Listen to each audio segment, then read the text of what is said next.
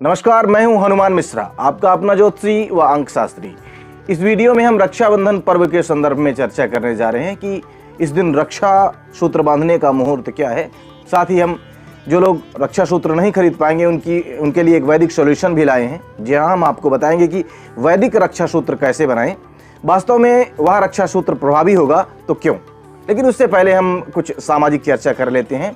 चर्चा यह है कि इस वर्ष रक्षाबंधन पर्व के समय कोरोना वायरस फैला हुआ है, वैश्विक महामारी के रूप में आतंक मचाए हुए है। ऐसे में हम रक्षाबंधन पर्व मनाने जा रहे हैं क्योंकि यह पर्व रक्षा के उद्देश्य से मनाया जाता है, सुरक्षा के उद्देश्य से मनाया जाता है।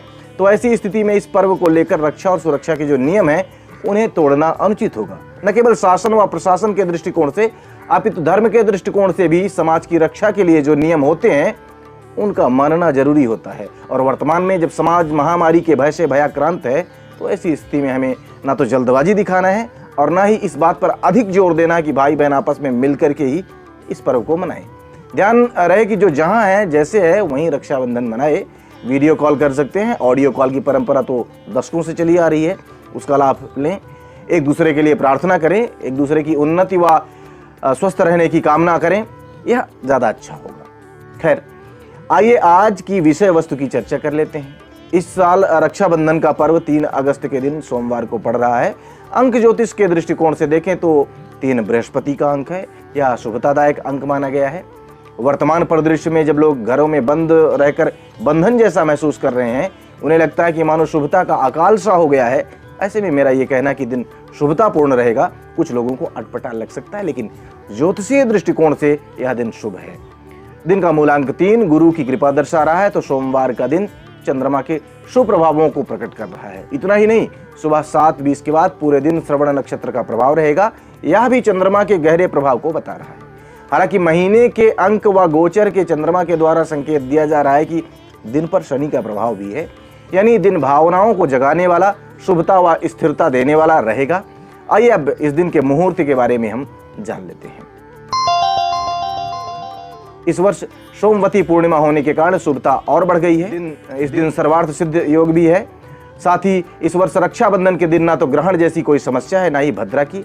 हालांकि 9:28 तक भद्रा है, लेकिन उसके बाद पूरा समय भद्रा रहित है। ऐसे में जिन लोगों को बहुत सुबह सवेरे राखी बांधने की आदत है, उनको थोड़ा सा अपनी भावनाओं पर नियंत्रण रखना होगा।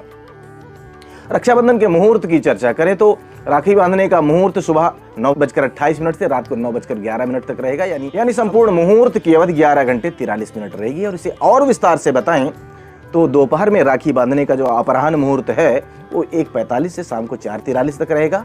विजय मुहूर्त 2:38 से 3:30 तक रहेगा।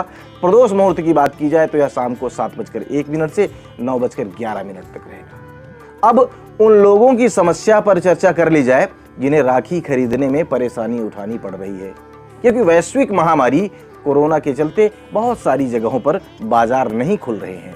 ऐसे में लोग राखी कैसे खरीदेंगे? तो हम एक ऐसा उपाय आपको बताने जा रहे हैं जो वास्तव में रक्षा सूत्र है।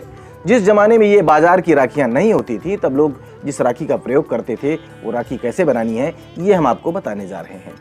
हम साथ में यह भी बताएंगे कि वह राखी वास्तव में महत्वपूर्ण है क्यों। तो आइए जानते हैं कि वैदिक रक्षा सूत्र कैसे बनाएं।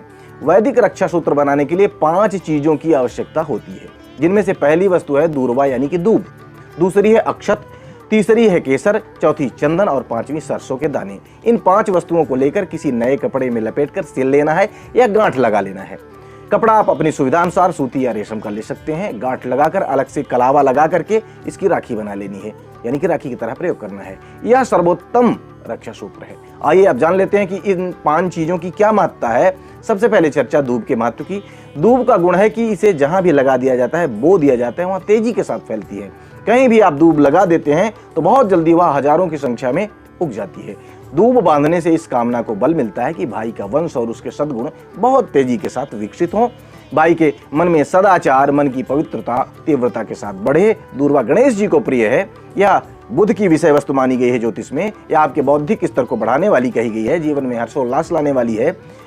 ये वस्तु जिसे हम राखी में बांध रहे हैं, यह गणेश जी की कृपा पात्र है, जो आपके जीवन में विघ्नों को नाश करेगी। यह धन, वैभव, ऐश्वर्य देगी और आपके बौद्धिक बल को मजबूत करेगी।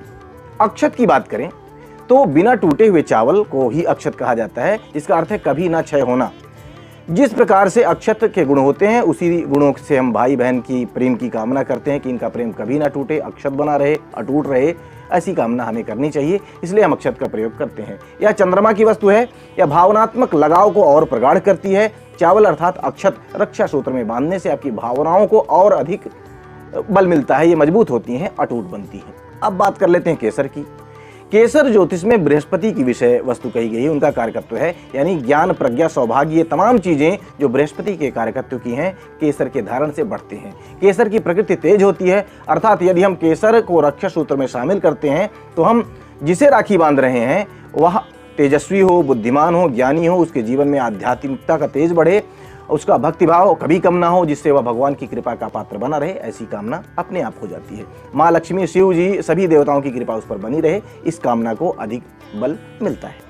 चंदन की बात करें तो चंदन प्रकृति से तेज होता है और यह सुगंध के साथ साथ शीतलता भी देता है, यानी यह बृहस्पति और चंद्रमा दोनों के कारकत्वों को समेटे है। उसी प्रकार उनके जीवन में शीतलता बनी रहे, जिस प्रकार चंदन शीतल होता है, अर्थात जिस प्रकार चंदन शीतल होता है उसी प्रकार भाई या जिसे हम रक्षा सूत्र बांध रहे हैं उनके जीवन में शीतलता बनी रहे, उसे कभी मानसिक तनाव न आए, उसके जीवन में परोपकार, सदाचार, संयम की सुगंध बनी रहे, उसके जीवन में पवित्रता बनी रहे, उसके प्रज्ञा चक्षु मजबूत हों, इस कामना को बल मिलता है चंदन के धारण से।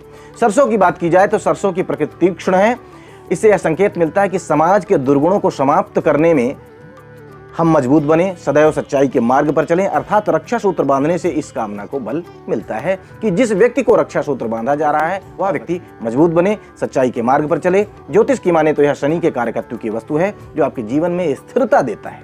सकारात्मक शनि के प्रभाव से जीवन में स्थिरता आती है, यानी इस वैदिक रक्षा सूत्र के अनेकों लाभ हैं।